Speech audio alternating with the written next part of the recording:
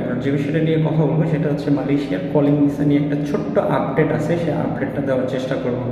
যারা মালয়েশিয়ার ওয়ার্ক পারমিটে যাওয়ার জন্য অধীর আগ্রহে রয়েছেন তাদের জন্য একটা সুখবর রয়েছে।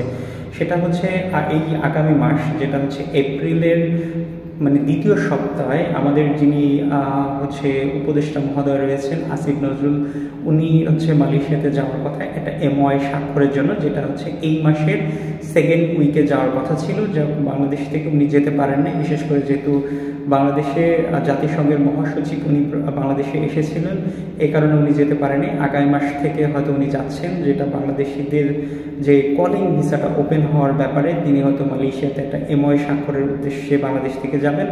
আশা করি হয়তো মালয়েশিয়াতে যারা কর্মী রয়েছে, যাওয়ার আগ্রহী রয়েছে, তাদের জন্য একটা ভালো অপরচুনিটি হয়তো আশা করতেছি যে আগামী মাস থেকে কলিং ভিসাটা শুরু হওয়ার সম্ভাবনা রয়েছে।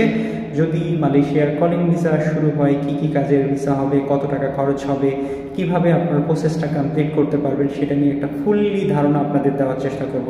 আই হোপ আপনারা যারা মালয়েশিয়ার কলিং ভিসার জন্য ওদের আগ্রহে বসে আছেন তাদের জন্য একটা ভালো হয়তো একটা সময় অপেক্ষা করছে। আপনারা হয়তো আগামী মাসে ইনশাআল্লাহ হয়তো একটা ভালো রেজাল্ট পেতে যাচ্ছেন।